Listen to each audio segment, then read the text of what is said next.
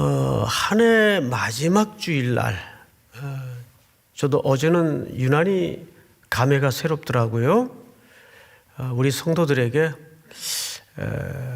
어떤 설교를 해야 가장 적실한 설교가 될까 기도하는 가운데 하나님께서 이런 마음을 주셨어요.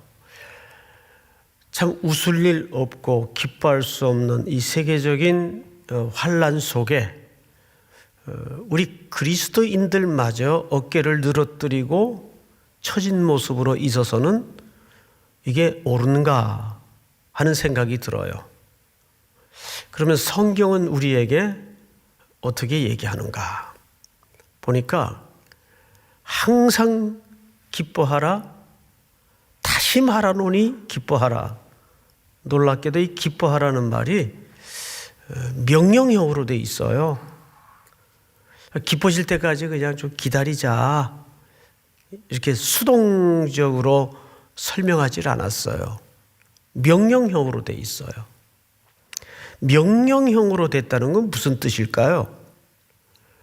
기뻐할 수 없는 상황이 이어질 것이고 연속되지만 그 속에서도 기뻐하라는 하나님의 명령이에요. 아주 적극적으로. 그래서 학자들의 그 분석을 찾아보니까 이 빌립보서는 넉 장에 걸친 짧은 책입니다. 그리고 특별히 이 책은 로마 감옥에 갇혀진 바울에 의해서 써졌다는 것이 특징이에요. 감옥 안에서 기뻐하라. 이게 앞뒤가 안 맞는 얘기잖아요. 어떻게 감옥 안에서 기뻐합니까? 근데 무려 이 기뻐하라는 얘기를 16번을 썼어요. 16번을. 이 짧은 이 글 안에 16번을 기뻐하라, 기뻐하라. 어떻게 그것이 가능할까요? 우리는 그 이유, 그 근거를 찾아서 우리 속에 상황과 상관없이 한 해를 마감하면서 또 새해를 기대하는 마음으로 여러분 속에 상실되고 기뻐할 수 없는 잃어버렸던 그 기쁨을 세상이 가져다주는 즐거움과 희락과 기쁨이 아닌 하나님이 우리에게 주시는 기쁨이 무엇인가를 오늘 발견할 수 있는 시간이 될 수 있기를 주의 이름으로 축복합니다. 제가 시 하나를 좀 읽어드릴 텐데 이 시가 한국 사람이 쓴 시가 아니라서 좀 문장이 퍼석합니다. 번역이 되다 보니까 엘라 윌터 윌콕스라는 분이 쓴 시인데 바람과 상관없이 한 배는 동쪽으로, 한 배는 서쪽으로. 결국 항해의 방향을 결정하는 것은 바람이 아니다. 돛의 방향이다. 돛을 어느 방향으로 달았느냐에 따라서 배는 동쪽으로도 갈 수 있고 배는 서쪽으로도 갈 수 있는 거예요. 우리가 이 세계적인 환란을 직면하면서 똑같은 폭풍 속에 있는데 어떤 배는 서쪽으로 갈 수도 있고 어떤 배는 동쪽으로 갈 수도 있다는 얘기가 되겠죠. 이제 그 비결과 이유가 우리가 오늘 살펴보고자 하는 빌립보서 1장 12절에서부터 드러나고 있습니다. 우리 성경을 좀 한번 볼까요? 12절, 형제들아 내가 당한 일이, 사도 바울이 지금 당한 일은 어떤 일일까요? 잘 아시는 대로 빌립보서를 그래서 무슨 서신이라고 하죠? 옥중 서신이라고 해요. 감옥 안에서 쓴, 로마 감옥 안에서 쓴 편지다 그 말이죠. 누구에게 썼을까요? 빌립보 성도들에게 쓴 편지입니다.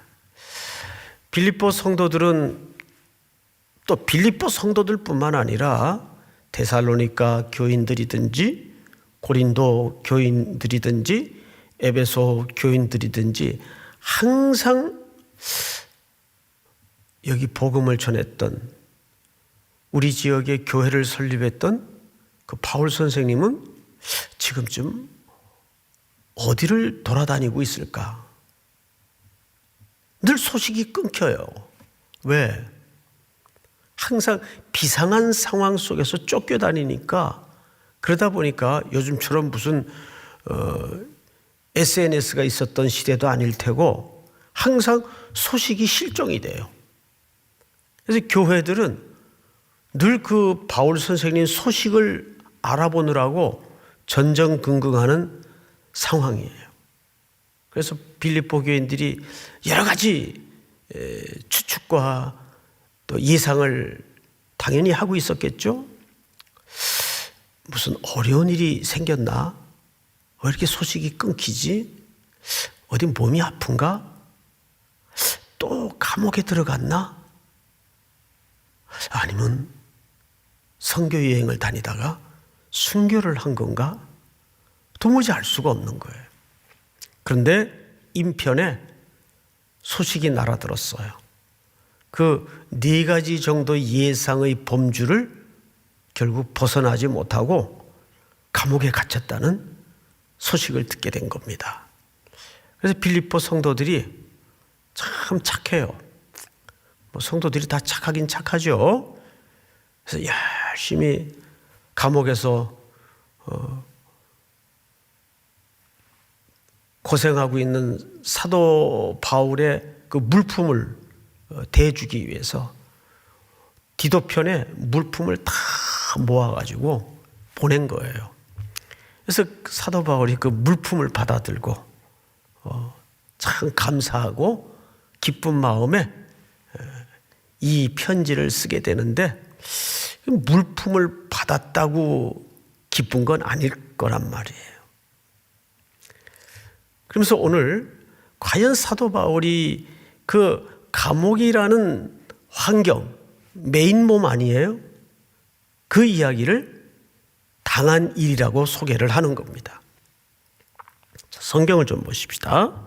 형제들아, 내가 당한 일이 도리어 복음 전파에 진전이 된 줄을 너희가 알기를 원하노라. 복음 전파에 뭐가 됐대요? 진전이 됐대요. 지금 매였잖아요. 마치 우리가 이 코로나에 묶여가지고 아무것도 할 수 없는데, 만날 수도 없고 갈 수도 없고 올 수도 없고, 세상에 평생 한 몸을 이루고 한 가정의 구성원으로서 살았던 가족이 죽어도 요즘 방역의 원칙 때문에 그 자리에서 바로 화장을 해버려요. 이런 참 괴이스럽고 황당한 시대가 어디 있어요. 가족도 임종도 못 지키고 장례 심지어는 참석할 수도 없고, 이런 참 비통한 시대를 살아가는데 뭘 할 수 있겠어요. 근데 바울은 여기서 진전이 된 줄을 너희가 알기를 원하노라. 그러니까 복음은 매일 수도 없고 매이지 않았다는 거예요. 도대체 이게 무슨 역설일까? 그 역설의 내용을 한번 들여다보도록 하십시다. 13절. 이러므로 나의 매임이 그리스도 안에서 모든 시위대 안과 그 밖의 모든 사람에게 나타났으니, 자, 여기 우리가 좀 풀어야 될 과제가 뭐냐면 프라이토리온이라고 표현된 시위대로 번역이 됐죠. 이제 학자들마다 이 프라이토리온을 2가지로 해석을 합니다. 시위대는 간단히 얘기해서 수경사, 수도경비 사령부 아시죠? 여기 청와대와 왕을, 대통령을 가장 지근거리에 주둔해서 지키는 경호 부대입니다. 그런데 이 로마의 이 시위대는 그 정도 범주를 조금 넘습니다. 그 특권이라는 것이, 그 고난이라는 것이. 심지어는 역사의 기록을 보면 이 시위대가 황제가 잘못할 때는 황제를 향해서 칼을 빼어든 역사도 있었어요. 그러니까 어마어마한 고난의 진영입니다. 이 프라이토리온이 그 얘기예요. 그래서 어떤 번역은 왕궁으로도 번역을 해요. 그래서 뭐 학자들 간에는 이게 그 경비부대를 얘기하는 거냐, 왕궁을 얘기하는 거냐. 근데 제 입장에서는 둘 다 맞습니다. 경호실만을 얘기할 땐 그게 경호실이라고 하고, 그러나 그 경호실이 어디에 부속입니까? 청와대의 부속 아니겠어요? 그러니까 왕궁으로 번역을 하는 것도 그렇게 틀린 번역은 아니라고 봐져요. 어쨌든 그것이 중요한 것이 아니라 이 시위대와 당시 로마 왕궁 사이에는 이런 밀접한 정치적, 군사적 역학관계를 갖고 있다는 거예요. 그러니까 이들은 보통 어떻게 지키냐 하면 죄수들을 4명씩 사교대를 시킵니다. 그러니까 무조건 한 이런 황제에게 상소된 건에 관한 바울 같은 중범죄자들은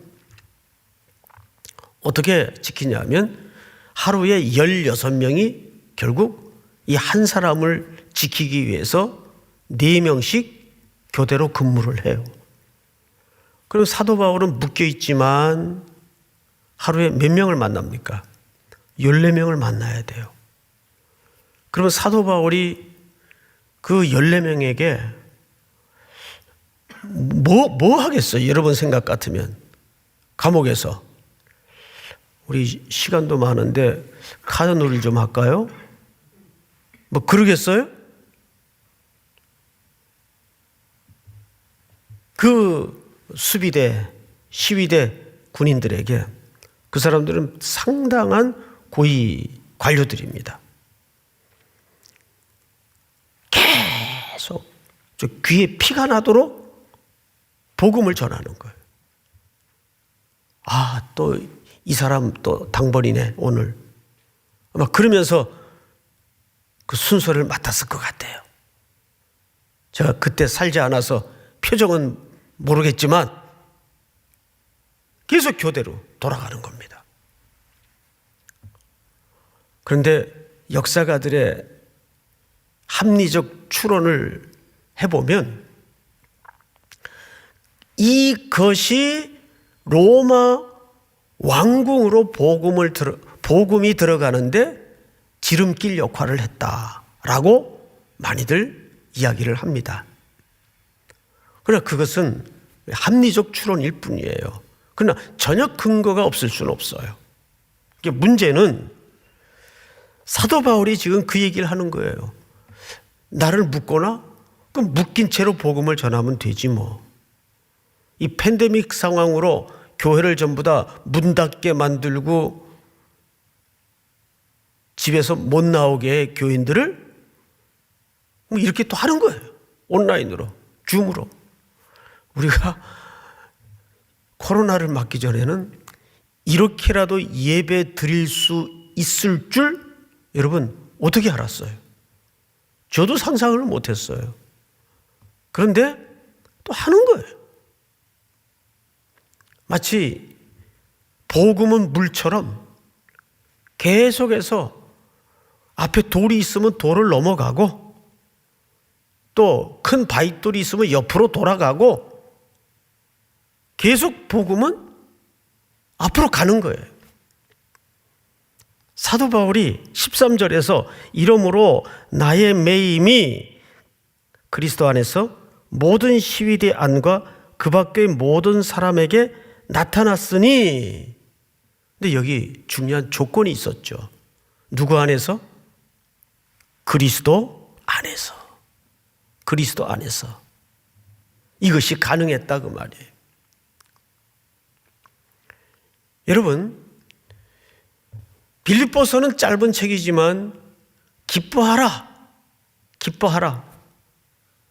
근데 거기에 중요한 기초가 주 안에서, 주 안에서. 이게 16번하고 17번이 나와요. 주 안에서 기뻐하라. 그러니까 우리가 우리 속에서 기쁨을 생성해 내려면 개그 프로도 필요하고 세상의 즐거운 엔터테인먼트라는 방식을 통해서 기쁨을 찾고 웃음을 찾아요. 그게 며칠 갑니까? 며칠 가요?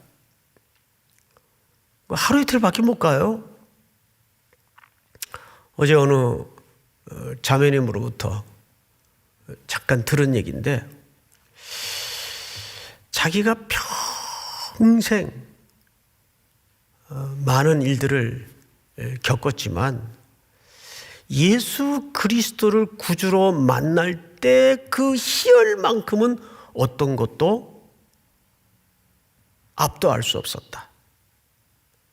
그 복음을 경험했을 때, 그 십자가에 죽으신 예수 그리스도가 나의 구주라는 사실을 깨달았을 때만큼 자기 인생에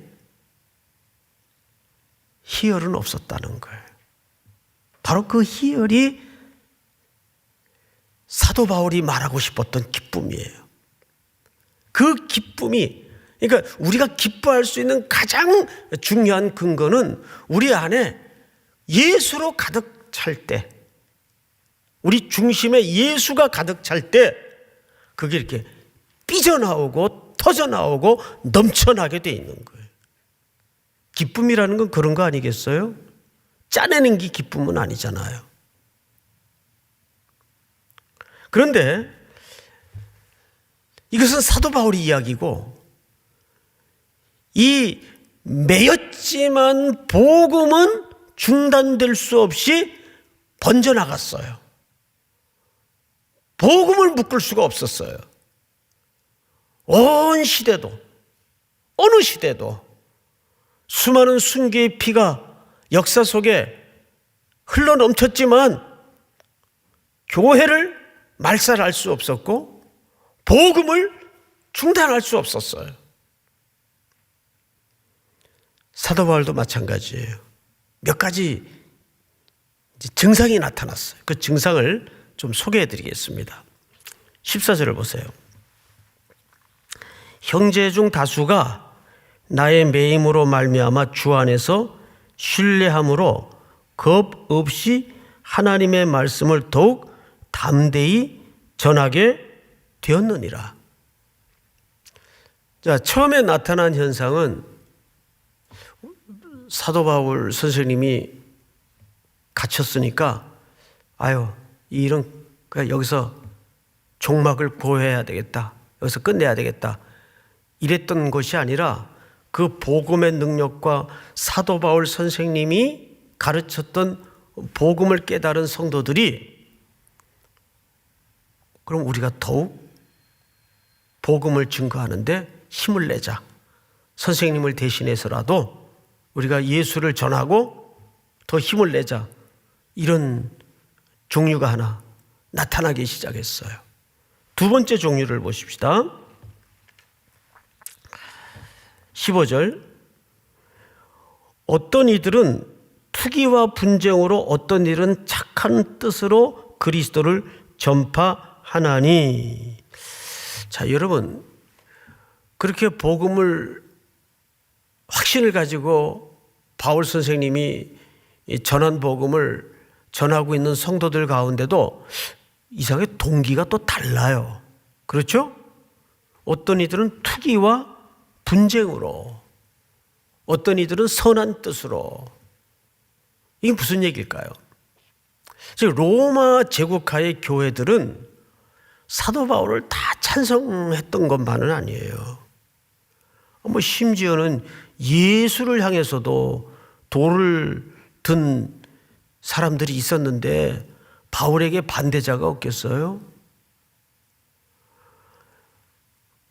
그 한 사람도 그 사람에 대해서 욕하는 사람이 없는 사람은 있을 수도 없고 있다면 그건 수상한 거예요. 그건 이상한 거예요.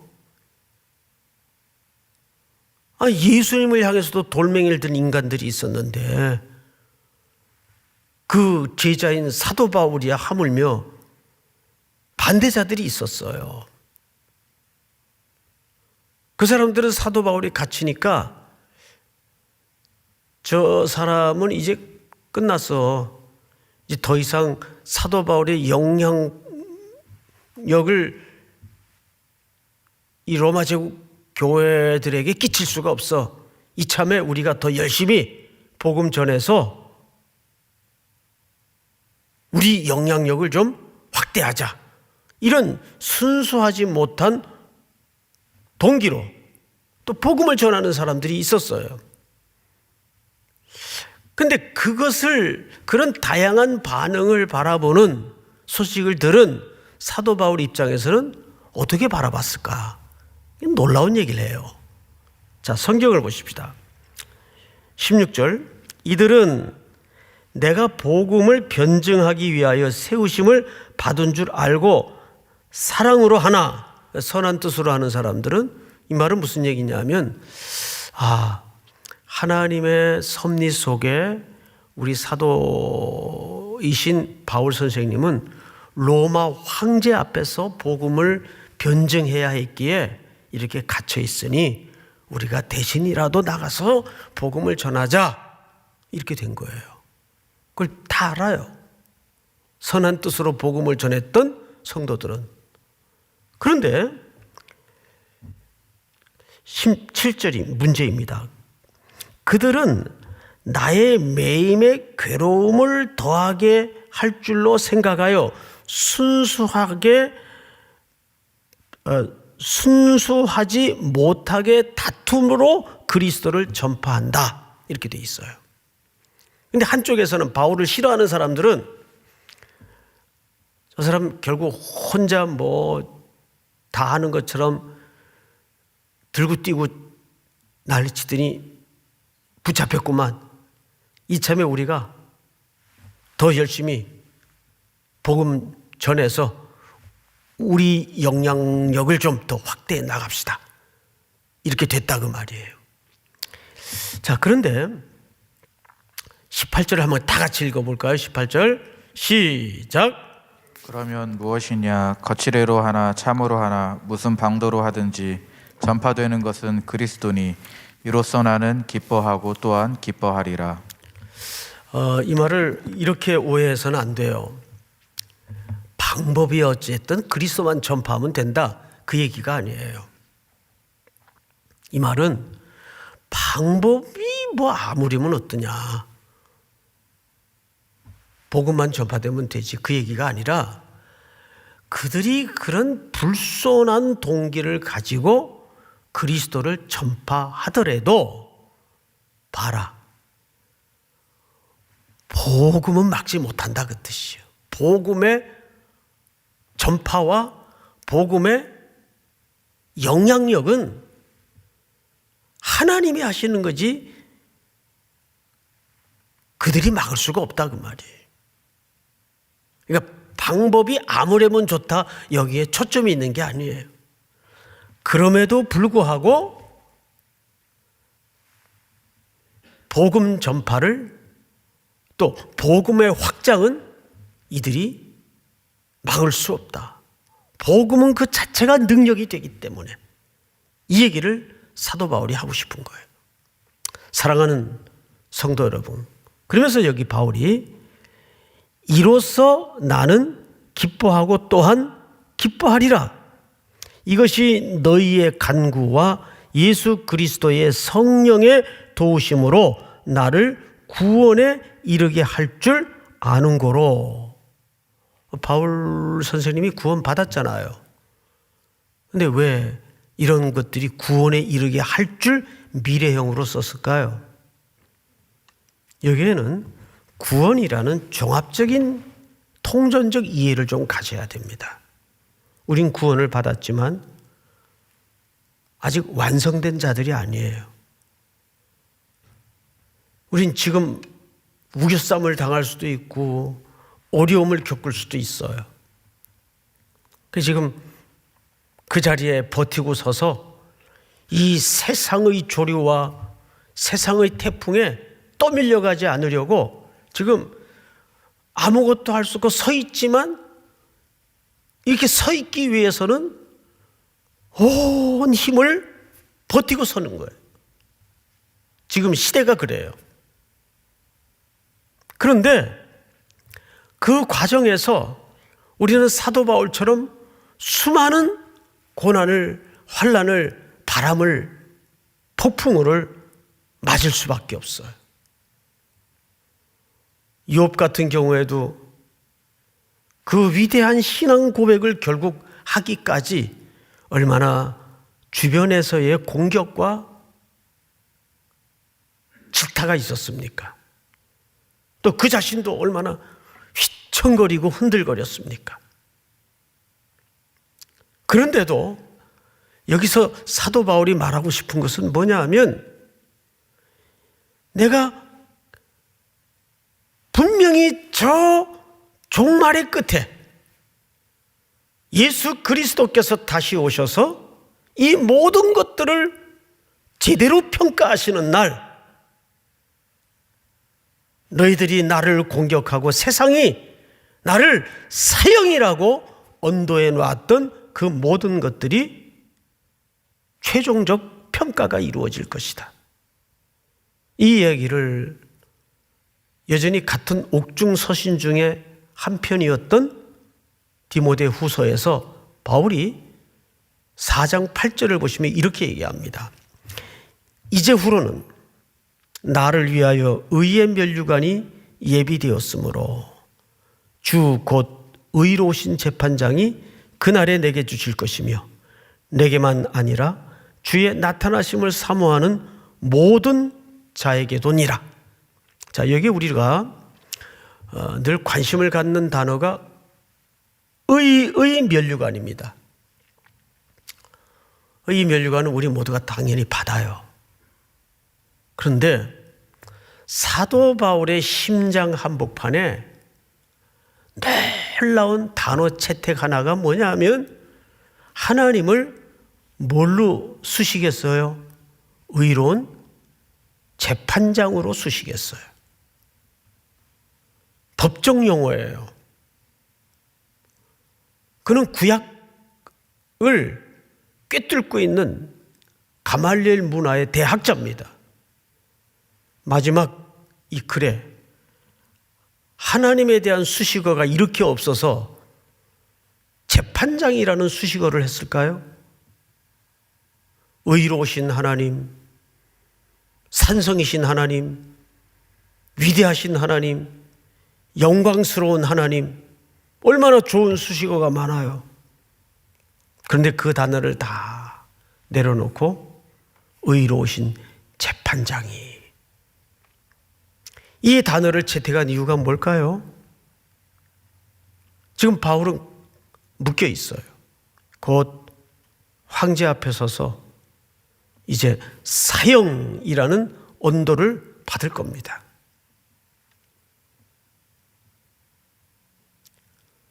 당시 모든 권력의 총아인 로마의 황제는 신이에요, 신. 사람이 아니에요. 그 황제가 내린 판결은 세상의 모든 권력이 달려들어도 변개시키거나 뒤집어 엎을 수가 없어요. 한 사람이 뒤집습니다. 사도 바울이에요. 의로우신 재판장이 그날에 내게 주실 것이며. 여러분, 이 당시 로마의 그 절대성이라는 것이 얼마나 대단했던 시대인지 아십니까? 황제는 신이에요. 그래서 모든 법률로부터 자유하는 존재였어요. 게다가 로마가 하는 모든 것들은 기준이었어요. 로마의 문학이 입을 닫으면 세계의 문인이 붓을 꺾었고, 로마의 음악이 침묵을 하면 세계의 음악이 입을 닫았던 그런 절대 국가예요. 그 국가의 황제는 사람이 아니었어요. 신이에요. 신이 사도 바울을 향해서 사형이라고 판결했을 땐 그게 법이에요. 진리예요. 어느 누구도 그 판결을 변개시키거나 뒤집어 엎을 수 없어요. 그런데 초라한 노구가 되어버린 사도 한 사람이 감옥에서 글을 쓰며 그 판결을 엎어버려요. 아니다. 이것이 최종적인 평가가 아니다. 내게는 더 궁극적이고, 내게는 더 본질적이고, 더 절대적이고 영원한 재판장이신 하나님의 평가가 남아있다. 그날이 오면 모든 불의가 드러날 것이고, 바람에 밀려 요동하던 모든 것들이 얼마나 아침 햇살에 사라지는 안개와 같은 것임이 명명백백하게 판가름 날 것이다. 여러분, 이게 믿음 아니에요? 의로우신 재판장이 내게 주실 것이니 내게만 아니라 주의 나타나심을 사모하는 모든 자에게도니라. 오늘 사도 바울의 기쁨은 워낙 그 사람이 태어나서부터 그냥 워낙 긍정적이야. 그 사람은 그런 기질적인 문제가 아니에요. 신앙은 기질적인 문제도 아니고 성품의 문제도 아니에요. 그리스도가 내 안에 중심이 되어 있는가? 세상이 아무리 요동을 치고 당장 뭐가 다 끝날 것 같고 무너질 것 같아도 우리 안에 나의 기쁨의 근거가 되시는 예수 그리스도가 꽉 차 있다면 그런 시련, 환난, 눈물, 질곡의 모든 것들이 의미가 없어져 버려요. 그래서 성경은 사도 바울 같은 사람들을 세상이 감당할 수 없는 사람이라 그랬어요. 우리 교회가 또 성도들이 지금이야말로 왜 교회가 답이어야 하는가?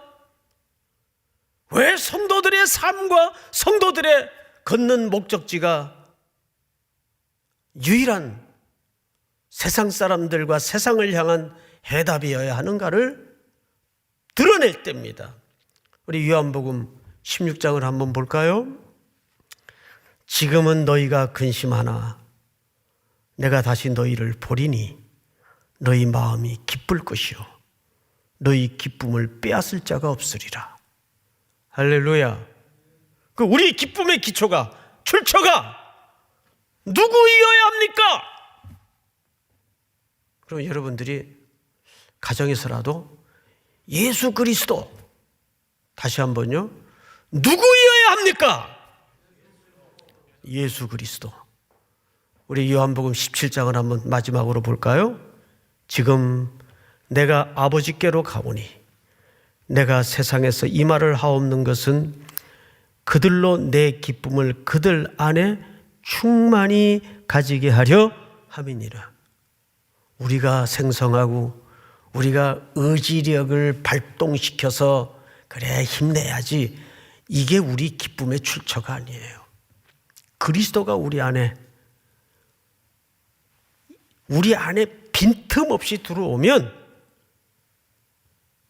그리스도가 우리의 기쁨이에요. 왜? 십자가에서 모든 걸 이기셨기 때문에. 할렐루야. 십자가에서 우리를 이기셨기 때문에. 사랑하는 성도 여러분, 올 한 해 이렇게 저물어 가지만 저와 여러분들이 다시 한번 새롭게 맞이하는 21년도는 어느 해보다도 하늘의 기쁨으로 온 천지가 가득 메워질 수 있도록 여러분 안에 살아계신 그리스도께서 기쁨의 출처와 출발과 근거가 될 수 있는 새날이 될 수 있기를 주님의 이름으로 축복합니다. 다 일어나십시다. 나 주님의 기쁨 되기 원하네.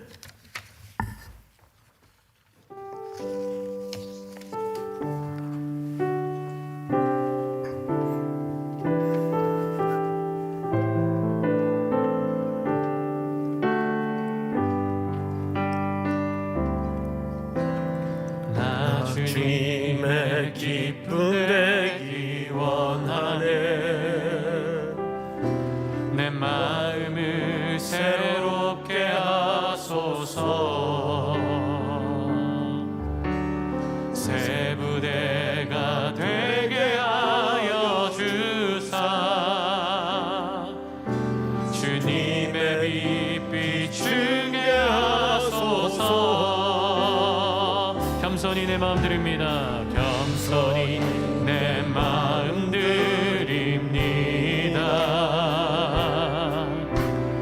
나의 모든 것 받으소서. 나의 마음 깨끗게 씻어주사.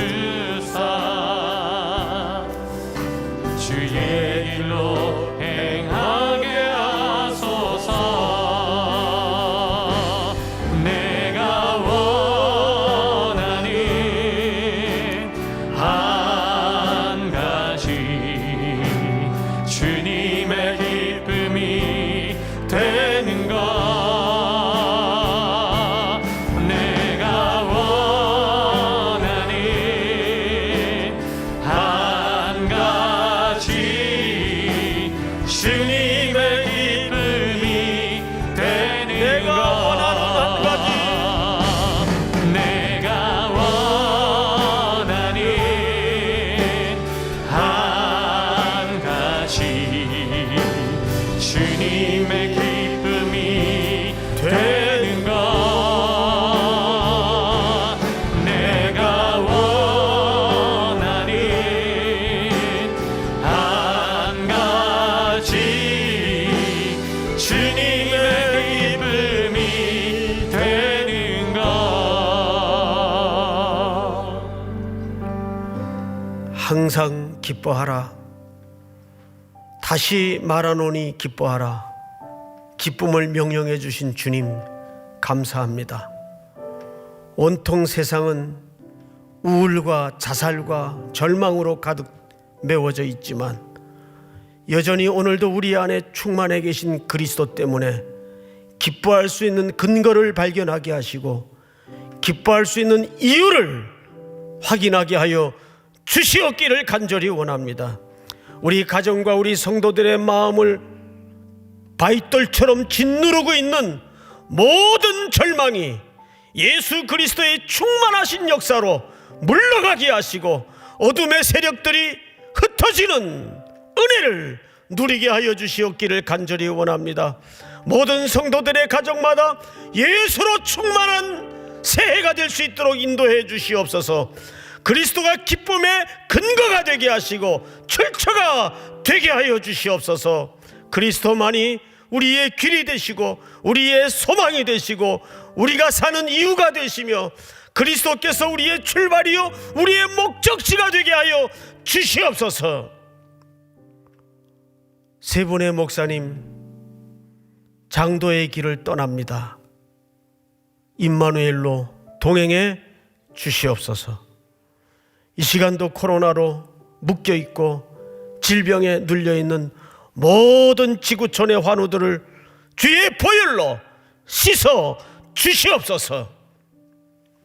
지금은 우리 구주 예수 그리스도의 은혜와 하나님 아버지의 사랑과 성령님의 교통하심이 머리 숙여 경배를 드리는 사랑하고 사랑하고 사랑하는 모든 성도들 머리 위에 복중의 생명까지 영원토록 함께 있을지어다.